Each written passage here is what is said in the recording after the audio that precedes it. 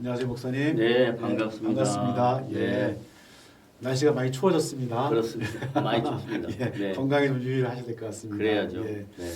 저희가 19회차 근대 교회를 다루고 이제 근대 교회를 넘어서 현대 교회를 다룸에 있어서 예. 목사님 말씀하신 그 프랑스 혁명, 예, 시민혁명, 영국의 산업혁명 산업혁명. 그 두 부분을 좀 언급해 주셨는데 예. 아무래도 이 프랑스 혁명과 영국의 산업혁명 이 두 시대를 가장 냉철하게 바라보았던 작가가 그 찰스 디킨스의 두 도시 이야기. 예. 얼마 전 한국에서도 조금 화두가 되긴 했는데 그렇습니다. 그 작가가 그 시대를 바라보면서 극명한 두 사회를 보면서 자기 시대를 최악의 시대 또는 최고의 고의. 시대 이렇게 시대를 극단적으로 바라보는 것을 보게 되었습니다. 예.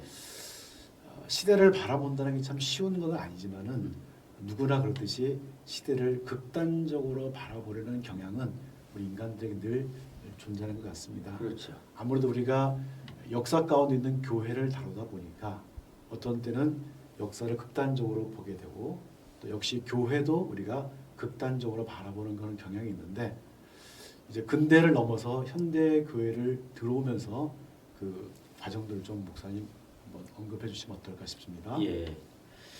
하나님의 은혜로 2년이라는 시간이죠. 그리고 횟수로는 20회차. 더운 여름 두 달을 제외하고 1년에 10차례씩 2년에 20차 마지막 횟수가 됐습니다. 기독교 바르게 알리기라는 프로그램으로 압축해서 축약해서 요즘 젊은이들이 많이 사용하는 단어처럼 기발 이렇게 했어요. 기독교 바르게 알리기. 처음 시작할 때는 이렇게 20차까지 과연 잘 마무리할 수 있을까 하는 우려도 없지 않아 있었고요.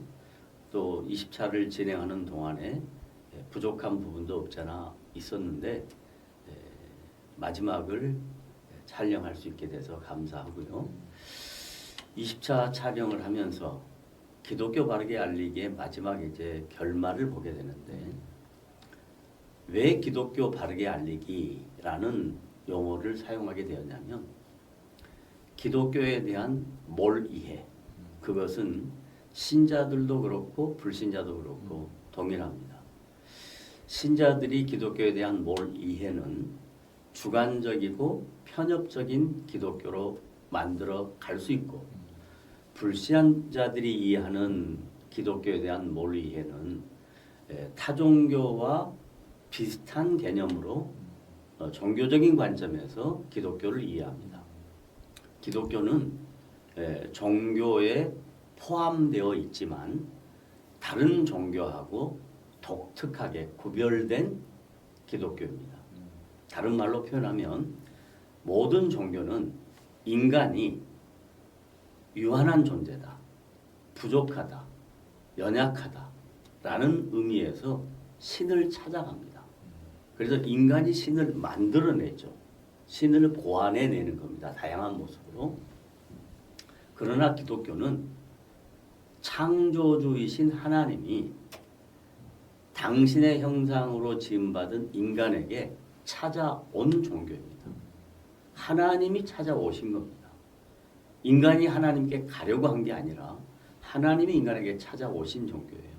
왜냐하면 하나님은 창조하실 때 목적이 있었어요.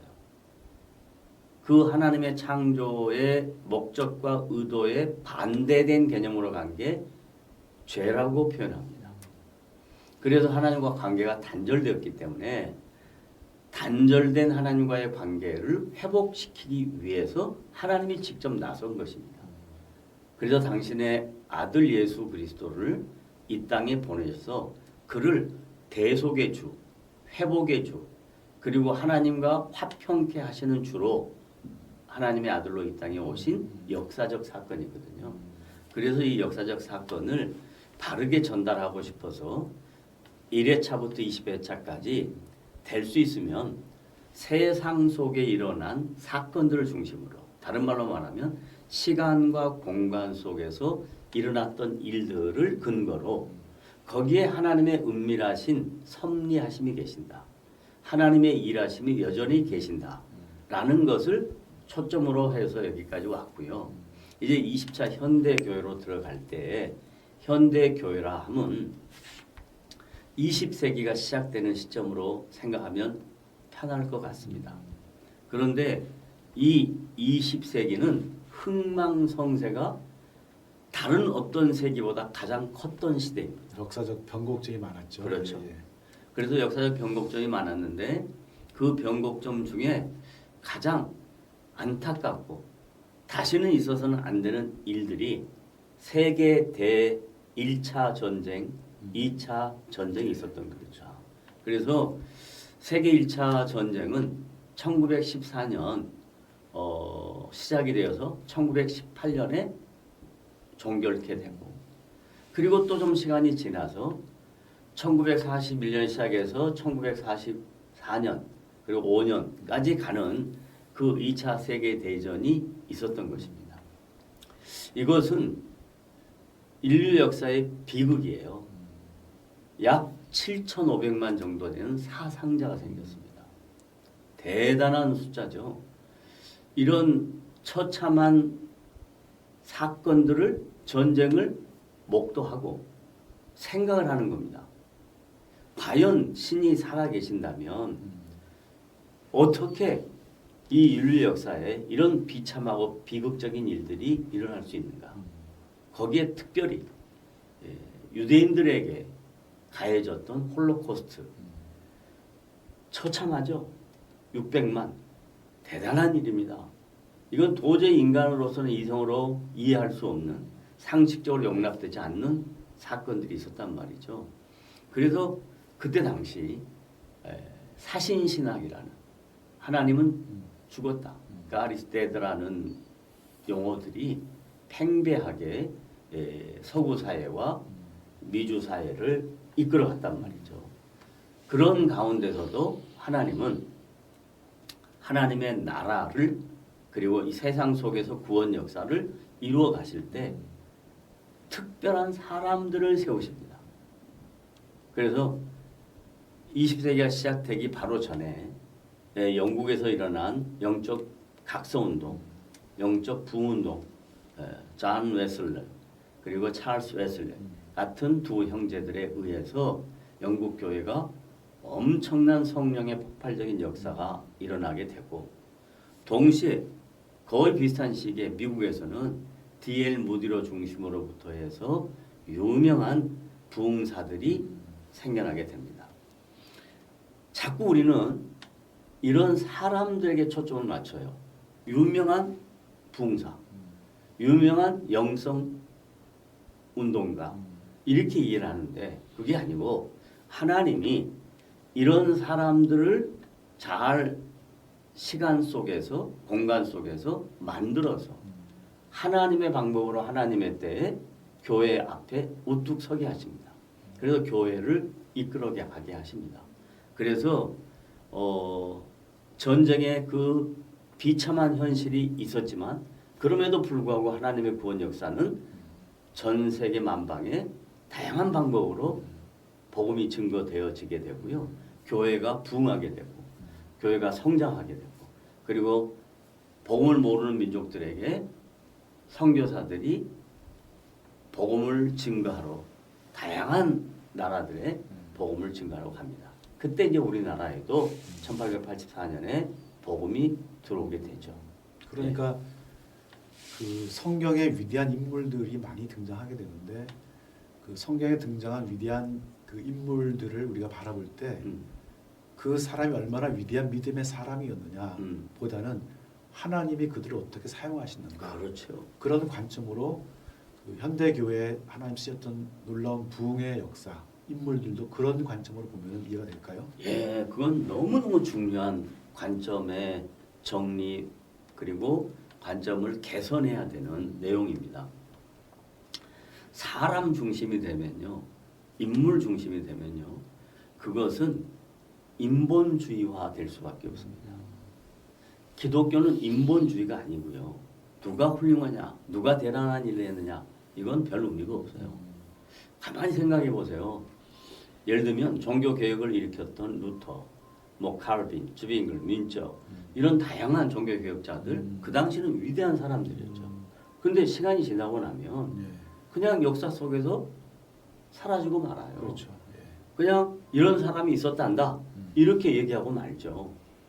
마찬가지로 존 웨슬리, 찰스 웨슬리 같은 유명한 영성학 개혁가들, 그도 D.L. 무디 같은 대단한 부흥사들, 뭐 엄청난 세대의 변혁을 일으켰던 그렇죠. 분들입니다. 예.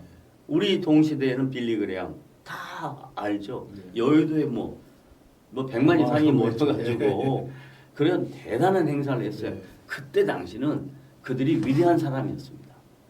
정말 많은 사람들 앞에 추앙을 받는 사람이었습니다. 그러나 기독교는 사람 중심이 아니에요. 하나님이 그들을 도구로 사용하시는 겁니다. 하나님의 나라를 이루어가는데 그들을 세워서 그들을 통해서 하나님의 일을 이루어가시는 그릇에 불과한 거죠. 그들은 종인 것에 불과하는 겁니다. 그런 의미에서 기독교 바르게 알리기 위해서는 우리 특별히 기반에서는 가장 핵심적인 가치가 뭐냐면 하나님이 어떻게 역사를 이끌어 가시는가, 하나님이 어떻게 교회를 이끌어 가시는가, 그리고 하나님이 어떻게 당신의 백성들을 만들어 가시는가, 이런 관점에서 봐야지 누가 위대한 업적을 남기고 대단한 일을 이루어내고 위대한 사람이고 이렇게 가지 말자는 것이 기독교 바르게 알리기고 기반의 모습이기도 하죠. 네. 어찌되었든 그 한국 교회로 조금 끌어들어온다면 예. 역시 한국 교회 신앙이나 신앙의 그 중심에는 목사님 말씀하신 웨슬리의 신앙이라든지 D.L. 무디의 그 영적인 그런 영향력을 우리가 무시할 수는 없는 것 같습니다. 당연히 무시할 수 없죠. 네, 당연히 무시할 수 없죠. 그런 영향을 받아서 한국교회 초대 교회를 이끌었던 훌륭한 한국교회 믿음의 선구자들 뭐 여러 분들이 계시죠. 위대한 부흥사도 있고 위대한 성경학자도 있고 위대한 또 영성학자도 있고 뭐 많습니다. 그러나 그들의 이름을 제가 거론하지 않는 이유는 하나님이 그들을 그 시대에 필요한 일꾼들로 사용하셨다는 것뿐이에요. 그 이상도 아니고 그 이하도 아니에요. 이 정리가 안 되면 자꾸 우리는 사람 중심으로 빠져갈 수밖에 없습니다. 뭐 어떤 교회, 어떤 목회자 이건 아니에요.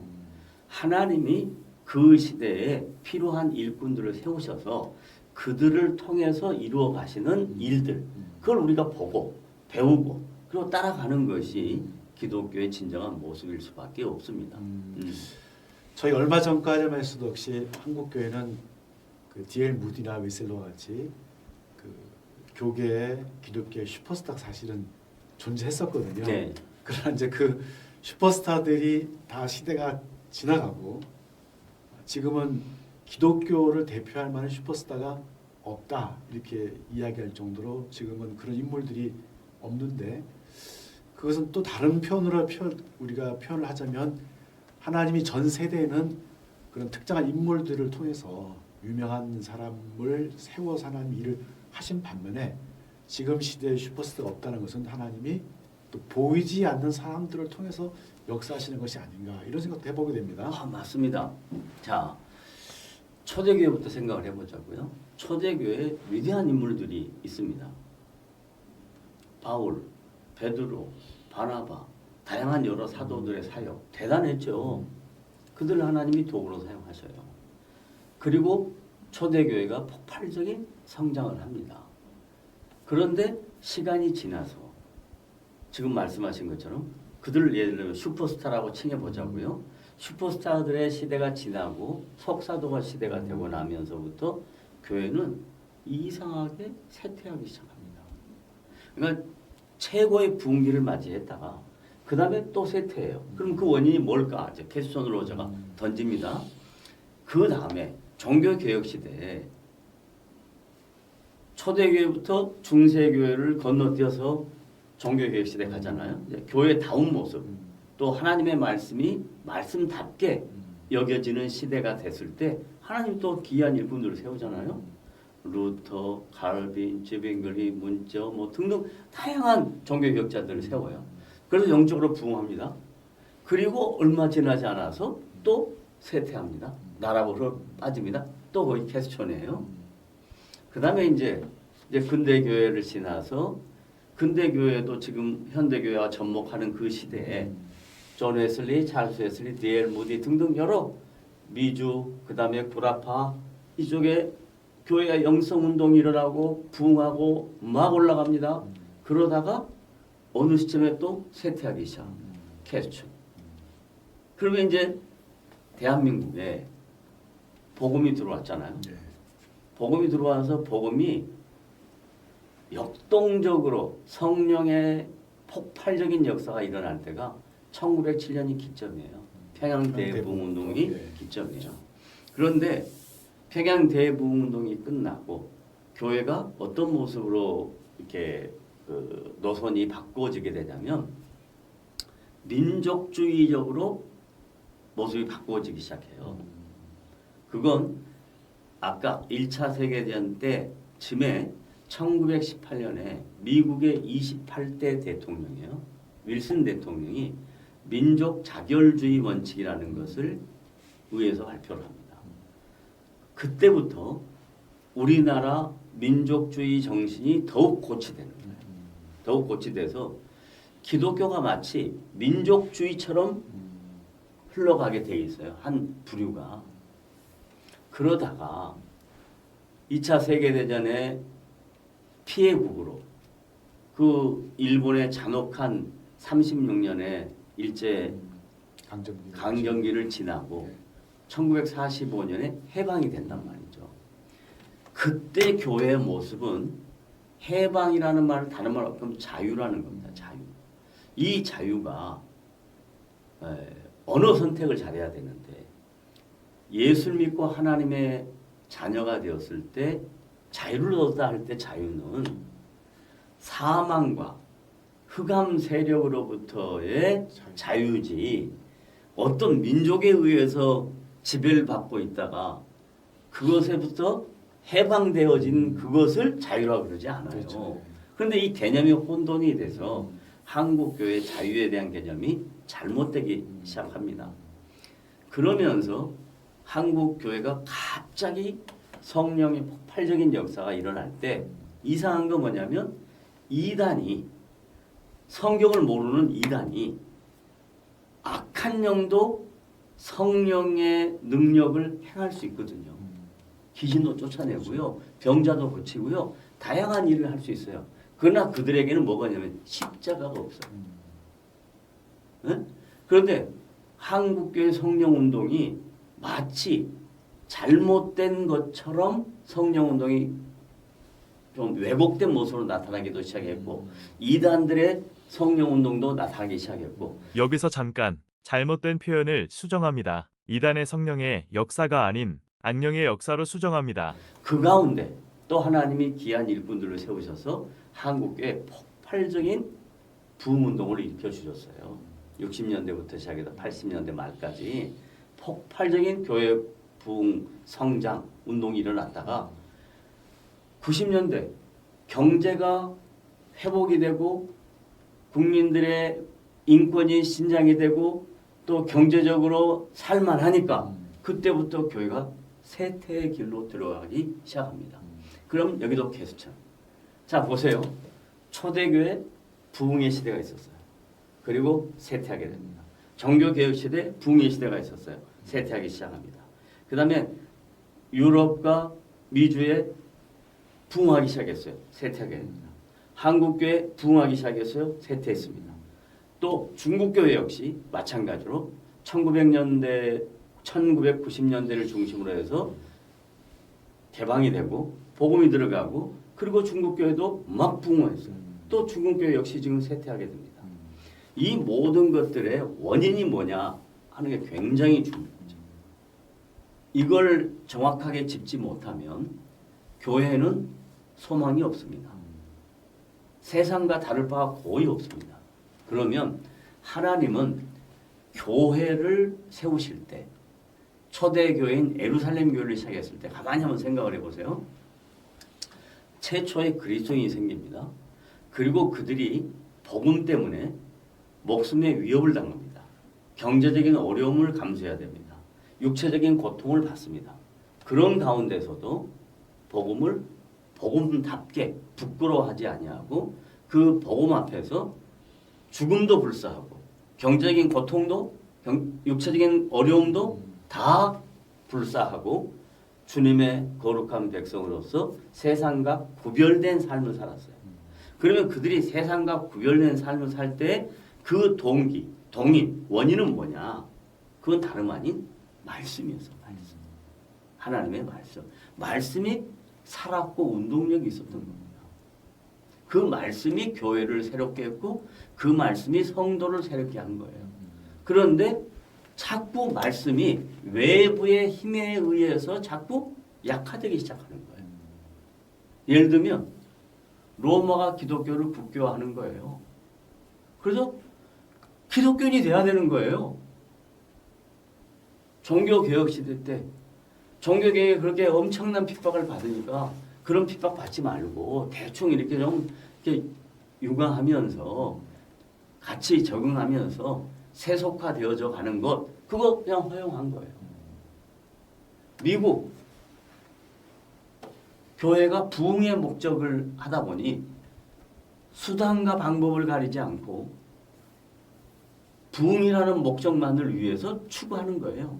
그건 전부 다 인본주의적 접근 방식이거든요. 이 인본주의적 접근 방식이 곧 교회의 쇠퇴기를 가져오게 된 거예요. 한국 교회 역시 마찬가지예요. 모든 부분에서 세속주의와 인본주의가 교회 안에 침투해 들어오면 교회는 겉으로는 성장하고 부흥한 것 같은데 내면에 들어가 보면 다 썩어 있는 거예요. 그리고 쇠퇴하기 시작하는 거예요. 그래서 결국 쇠퇴할 겁니다. 그리고 여러 가지 어려움을 당할 겁니다. 그것은 문제가 아니라 그건 역사 속에서 이미 우리가 봐왔던 일들이에요. 우리 한국교회 역시 그걸 비켜갈 수가 없어요. 그러면 여기에서 이제 우리가 이 마지막 시대를 어떻게 살아야 할 것인가 하는 질문이 있지 않겠습니까? 우리가 보통 교회에서 가장 많이 하는 이야기가 교회 모델이 어디 있느냐, 교회는 무엇을 닮아야 하느냐, 그 모델 케이스를 초대교회로 많이 삼게 되는데 네. 목사님 말씀하신 것처럼 초대교회의 본질은 역시 복음 앞에 서 있다. 복음이 그들의 삶의 중심이다. 그런데 현대 사회는 복음이 우리 삶의 중심이 아니고 우리의 현실의 삶이 우리의 중심이고 복음은 밖에 있는 그런 나그네와 같은 존재로 취급당하기 때문에 문제가 아닌가 이런 생각이 듭니다. 예, 참 어려운 문제죠. 성도들이 세상 속에서 성도답게 살기 위해서는 기도와 말씀 외에는 다른 방법이 없어요. 기도와 말씀 외에는. 그러면 기도라는 것은 자기가 부족하다는 것을 인정하는 행위가 기도예요. 주문을 한다든지 간구를 한다든지 부탁을 한다든지 이런 것들은 추후의 일이고 내가 기도의 삶을 산다는 것은 나의 힘으로 이 험악한 세상과 인생을 살아내기 힘듭니다. 좀 도와주십시오. 나는 약합니다. 부족합니다. 이게 기도의 출발이에요. 근데 우리네 기도는 대부분 그게 아니고요. 목적과 자기가 추구하는 것을 위하여 수단으로 사용하는 것이 기도로 변질되어 버렸어요. 소원 성취자 한마디라 그렇죠. 말하면 예. 그 소원 성취는 기독교보다 타 종교에 더 많아요. 더 많죠. 예. 네, 그러니까 여기에서부터 이 험악한 세상에 마지막 시대를 살아가는 종말의 세대에 성도들이 어떻게 살아야 할 것인가? 기도. 그 말은 하나님 당신의 도움만이 이 마지막 시대를 살아가는 데 필요한 것입니다. 나는 할 수 없습니다. 라는 고백부터 시작해요.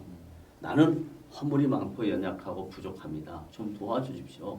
여기에서부터 시작을 해야 되는 게 우리가 꼭 점검해야 될 기도이고요. 그 다음에 이제 말씀은 뭐냐면 말씀은 이제 하나님의 계시잖아요. 그리고 하나님의 마음, 하나님의 뜻, 하나님의 계획, 하나님의 의도잖아요.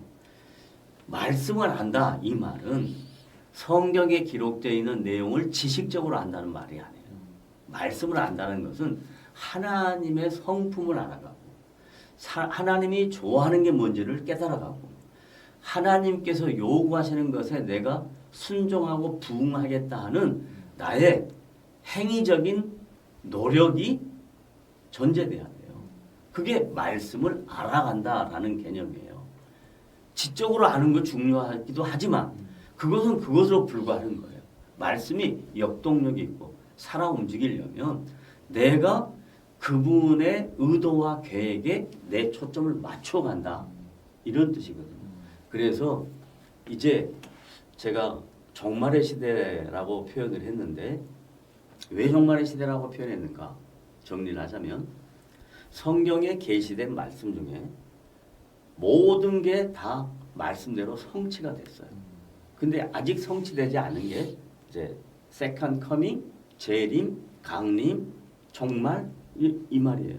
그래서 이제 종말의 때는 언제가 종말이냐면 현상을 보고 종말이라고 하지 않고요. 주님이 이 세상에 오신 그 순간을 종말의 시작이라고 합니다. 그래서 지금 종말의 끝을 향하여 달려가고 있는 거예요. 폭주기관차처럼. 그래서 2000년이 넘는 시간이라는 세월이 흘러갔어요. 그럼 우리는 대단히 오랜 시간이라고 생각할 수 있잖아요. 근데 이 시간이라는 개념에서 하나님의 시간과 사람들이 만들어낸 시간은 달라요. 하나님의 시간은 1000년이 하루가 천년 같은 거예요. 이게 언어 유희 같지만 그게 아니고요. 하나님 입장에서 볼 때는 시간을 초월하신 분이다라는 개념이고요. 너희들 1000년이라고 대단한 것 같지만 엄청나게 많은 일이 일어났지만 하나님 입장에서 볼 때는 하루밖에 안 된다라는 이야기고요. 우리가 생각하는 24시간 하루가 짧다고 생각하지만 하나님은 그 1000년으로 보고 계신다라는 뜻과도 같은 거예요. 그러니까 이게 역설적인 개념으로 설명할 수도 있지만 또 언어적인 유의로 이해할 수도 있지만 그게 아니라 종말이라는 개념을 하나님 편에서 보실 때 그것은 분명히 역사 속에 이루어질 마지막 타이밍이에요. 거기에 우리가 지금 마지막 편승하고 있는 거예요. 종말의 마지막에. 그러면 이 임박한 종말을 살아가는 우리들은 긴장하고 살아야 돼요. 텐션을 갖고 살아야 되는데 그 긴장과 텐션은 뭘로 이루어지느냐? 다른 거 하나도 없습니다. 뭐 특별한 어떤 행위를 요구하는 것도 아니고요. 자신에게 주어진 일을 최선을 다한다는 것이 가장 기본 베이스예요. 자기에게 주어진 일을 최선을 다한다. 그 말이 무슨 말이냐? 예수님의 제자들이 예수님께 가서 물어요. 마태복음 24장에 예수님 종말에는 어떤 일이 일어날 것 같습니까? 라고 이야기해요. 예수님 말씀하십니다. 세상에서 가장 안타까운 현상들을 다 설명해요. 전쟁이 일어나고 기근이 일어나고 뭐 지진과 뭐 등등 자연재해부터 시작해서 다 일어나요. 그 다음에 마지막에 와서 무슨 이야기 하냐면 여기저기서 내가 그리스도라고 하며 미혹할 거라 그래요. 그 미혹한다라는 것만 먼저 하나 담아놓자고요. 자, 그 다음에 주님이 말씀하셔요. 그래도 그게 끝이 아니다. 모든 민족에게 복음이 증거돼야 그제야 끝이 올 것이다 라고 이야기해요. 그런데 지금 많은 선교사들과 또 다양한 문명의 이기들을 통해서 빠른 시간에 성경이 번역이 돼서 지금 다 복음이 증거되어져 가고 있어요. 거의 마지막을 향해 다 가고 있어요. 그러면 이제 끝이 오는 시간밖에 남지 않았거든요. 그런데 그 끝이 오는 현상이 뭐냐면 여기저기서 내가 그리스도라고 너희를 미혹할 것이다 할 때 그 미혹의 단어를 설명을 해보자고요. 디모데 후서 3장에 가면 사도 바울이 형제들아 너희가 종말의 때가 이르니 종말은 이런 일이 있을 것이다 라고 말해요. 1번 자기를 사랑하며 2번 돈을 사랑하며, 3번 자긍하며 교만하며 등등 쭉 나오거든요. 그 모든 것들이 미혹해 하는 요소들이에요. 자기를 사랑하는 것이 결국 미혹당하는 겁니다. 돈을 사랑하는 것이 결국 미혹당하는 겁니다. 전부 다 미혹의 요소들이거든요. 그래서 이제 이 마지막 때 한국교회와 성도들이 정신을 바짝 차려야 되는 것은 다른 거 아무것도 없어요. 하나님의 의도, 하나님의 목적, 하나님의 계획, 하나님의 뜻에 내가 어떻게 반응할 것인가, 내가 어떻게 초점을 그분께 맞출 것인가, 그것이 기독교고, 기독교가 그렇게 걸어가야 점점 쇠퇴한다 할지라도 그 가운데 하나님은 꼭 남은 자를 남겨두세요. 그게 뭐냐면 구약에서도 남은 자 사상이 제일 마지막이고요. 초대교회 때도 남은 자가 있고요. 종교개혁시대 때도 남은 자가 있고요. 부흥시대에도 남은 자가 있었고요. 지금 우리나라에도 남은 자가 있을 겁니다. 그 사람들이 계시의 말씀을 붙들고 사는 사람들이라 말할 수 있죠. 그렇죠. 그게 잘못된 이단들은 그 인원수를 14만 4천이라고 정확하게 얘기하죠. 요한계시록에 나온 말씀이니까. 이게 얼마나 웃긴 얘기냐면 그 다음 말씀도 안 받고 14만 4천의 의미도 몰라서 하는 거예요. 사도 요한이 반모섬에서 요한계시록을 기록할 때 요한계시록의 모든 내용들은 전부 다 계시적인 성격이 띄어 있지만 그 계시의 성격은 역사가 근거가 되어 있어요. 그리고 그 역사에 정확하게 진술하기 어려운 것은 상징으로 했어요. 상징으로 한 것을 또 숫자적인 개념으로도 설명을 했어요. 그러면 14만 4천은 어떻게 나오냐면요. 혹시 목사님 12의 제곱이 얼마인지 아세요? 힌트입니다. 12의 제곱. 그럼 이렇게 가죠. 11의 제곱은 121이에요. 12의 제곱은 144예요. 13의 제곱은 169예요. 14의 제곱은 196이에요. 15의 제곱은 225예요. 제가 왜 이해하는 얘기를 하냐면 우리나라 수학은요. 9구단이 9단밖에 없잖아요. 근데 인도 수학은 20단까지 있어요. 그렇죠. 네. 그러니까 걔들은 어릴 때부터 알아요. 어쨌든 구약에 12지파가 있잖아요. 이 12지파의 의미가 뭐냐면 하나님이 야곱의 12아들들을 통해서 아브라함에 약속했던 너의 민족이 창대케 되리라. 하늘의 별과 같이 땅의 티끌과 같이 바다의 모래알 같이. 그 상징적인 개념들이거든요. 멀티플에 대한 상징적인 개념이에요. 그것을 12지파를 통해서 이루어내신 거예요. 그 다음에 신약의 12제자가 있잖아요. 12제자를 통해서 복음이 땅끝까지 펼쳐지는 거예요. 그래서 12 곱하기 12는 얼마라고요? 144예요. 그리고 1000이라는 숫자는요. 많다라는 개념. 그러니까 구약의 성도, 신약의 성도들이 흰 두루마리를 입고 주님의 나라에 입성할 사람들이 수도 없이 많다. 무수히 많다라는 개념인데 그걸 자기들 그 이상한 우리나라의 그 뭐라 그래요? 신천지인가 개천지인가 그 사람들만 들어간다고 그렇게 하잖아요. 이런 말도 안 되는 그 이단들이 어디서 나오냐면 계시를 잘못 이해하기 때문에 문자적으로만 이해한다든지 그 문자의 의미의 상징성을 놓쳐버리고 역사성을 놓쳐버리고 사도 요한이 왜 그 말을 썼는지 그 의도를 놓쳐버리고 자기 식대로 해석하는 거예요. 주관적인 해석. 이게 얼마나 큰 기독교의 폐해가 되는지 아십니까? 그래서 이제 이 마지막 때에 우리가 신앙생활 할 때에는 정말로 이 계시의 의미가 무엇인지를 알기 위해서 성경신학이라는 개념을 우리가 이해를 해야 돼요. 성경신학은 신학의 부류의 최종적인 신학의 마감의 신학적 내용입니다. 보편적으로 크게 신학을 교리신학, 교의신학 혹은 성경신학 이렇게 많이 나눠요. 교리, 교의, 조직신학 이것들은 전부 다 성경을 토막 낸 거예요. 근데 성경신학은 창조부터 재림까지 하나님의 구속사적 관점에서 성경을 바라보는 거예요. 왜 그러냐? 성경을 기록한 목적이 뭐냐면 창조한 목적이 있었는데 선한 의도가 있었는데 하나님의 계획이 있었는데 그걸 반항하고 인간이 타락했단 말이죠.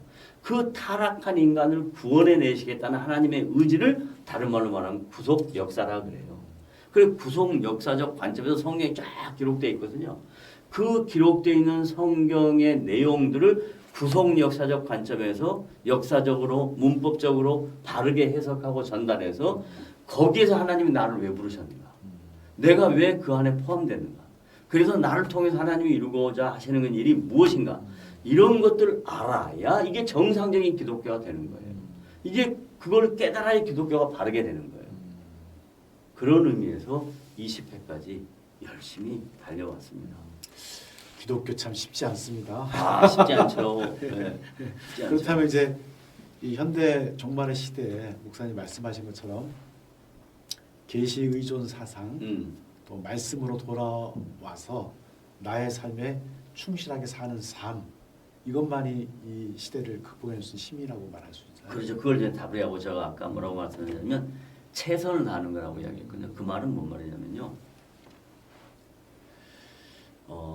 사도 바울이 고린도 교회에 거짓 사도들과 참 사도를 구별하는 내용을 설명을 해요. 고린도 후서 12장 12절에 가면 사도의 표 된 것은 이렇게 해요. 어떤 사람이 정말 사도, 요즘 표현으로 말하면 찐이냐 거짓이냐 이 구별하는 거예요. 참이냐 거짓이냐 구별하는 거예요. 그것을 대부분 사람들은 뭘로 하냐면 초월 개념으로 이해합니다. 기적, 이적, 치유 등등 이런 것들로 이해합니다. 신비주의를 이해하는. 그렇죠. 네. 왜냐하면 다른 사람은 못하니까 자연을 뛰어넘어서 초자연이어야 되고 초월해야 된단 말이죠. 그래야 영적인 매개자가 될 거 아니에요. 그런데 그것은 거짓 사도에게도 다 있다는 거예요. 그렇잖아요. 아, 무당이 얼마나 신통해요. 그렇죠. 또 악한 영들이 얼마나 많은 것들을 해요. 대단하잖아요. 근데 그들에게 없는 것은 뭐냐면 참음이라고 표현했어요. 한글 성경에. 근데 이건 참음은 인내라는 개념이 아니고요. 십자가라는 개념입니다. 그들은 십자가를 몰라요. 기독교는 십자가 없이는 아무것도 없는 거예요. 그럼 십자가는 뭐냐? 주님의 대속이잖아요. 근데 우리에게 뭐라고 이야기하냐면 십자가의 길을 가라고 이야기해요. 누구든지 나를 따라오려거든 뭐예요? 자기를 부인하고 자기 십자가를 지고 거기서 십자가는 뭐냐면요. 예수님이 지는 십자가 똑같이 지자 이 말이 아니고 그 십자가는 burdens. 인간에게 있는 모든 무거운 멍에들이에요. 인생이라는 건 멍이 없이 사는 사람은 아무도 없어요. 그렇죠. 그걸 지고 가야 되는 거예요. 근데 지고 갈 때 우리 혼자 지고 가지 않거든요. 주님이 함께 져주시거든요. 그래서 이 마지막 시대의 기독교회는 희생과 헌신과 자기가 지는 죽는 그런 훈련과 연습의 과정을 거쳐야 세상을 이기려고 하는 게 아니고요. 세상을 정복하라는 말은 무력으로 힘으로 기술로 정복하라는 말이 아니라 우리의 희생과 헌신과 참음과 견뎌냄 등을 통해서 세상을 이겨내는 겁니다. 그러니까 그런 십자가의 길을 우리에게 요구하시죠. 나를 따라오라 라고 말씀하셨으니까 그 길을 따라가는 게 신자의 길 아니겠어요? 그게 기독교가 바르게 가는 길이죠. 예. 이제 우리 프로그램 좀 마무리하고 정리하면서 앞에 목사님 언급하신 것 중에 그 히틀러에 의한 600만 명이 되는 유대인의 학살, 저는 홀로코스트를 기억하면 꼭 떠오르는 단어가 하나 있는데 그들이 그 수용소에서 참 혹독한 시절을 견뎌내고 생존한 사람들의 증언과 그 홀로코스트들이 지냈던 그 수용소 안에 나무 벽에 쓰여 있는 말이 기억이 나더라고요. God is here. 이렇게 많은 하나님의 백성들이 죽어가는데 하나님이 어디 있느냐? 좀 전에 말씀하신 것처럼 뭐 사신신학이 얘기하시는데 현대 사회를 바라보고 있으면 도대체 신의 존재가 어디 있느냐? 물질만 지배하고 있고 사람들이 지배하고 있고 이런 사회에서 과연 신은 존재하는가? 엄청난 그 죽음 앞에서 고통 앞에서 과연 하나님은 주무시고 계시는가? 이런 의문점이 그 시대뿐만 아니라 우리 시대도 역시 동일하게 든다고 생각이 듭니다. 그러나 그 와중에서도 하나님은 이 고난의 수용소에도 여전히 하나님은 여기에 계신다라는 그 한 성도의 그 글귀를 보면서 시대가 어지럽고 힘들고 또 이단이 횡행하고 또 물질주의가 팽배하고 있고 교회가 세속화되어가고 있지만은 그럼에도 불구하고 하나님은 우리와 함께 여기에 계신다라는 고백이 좀 필요하지 않나 생각합니다. 그럼요. 굉장히 중요한 메시지고 또 굉장히 중요한 이 마지막 회차의 내용으로 남을 수 있는 건데 아까 제가 그래서 뭐라고 얘기했냐면 마지막 때에 제자들이 주님께 물었을 때 여기저기서 내가 그리스도다 너희를 미혹해 할 거다 그랬잖아요. 그래서 미혹이라는 단어를 설명을 쭉 했단 말이죠. 조금만 보충하자면 지금 한 얘기가 바로 그래요. 미혹이라는 걸 자꾸 영적인 것으로만 생각하지 말고요. 미혹의 첫 번째가 뭐냐면 자기중심이라니까요. 두 번째가 뭐냐면 물질이란 말이에요. 세 번째는 뭐냐면 인간성의 상실이에요. 지금 그런 세상 속에 우리가 살고 있어요. 그게 미혹 당하는 거예요. 근데 미혹을 안 당하려면 뭐냔 말이에요. 미혹 안 당하려면 주님의 제자로 따라 살아야 될 거 아니에요. 살아내는 방법은 다른 거 없다니까요.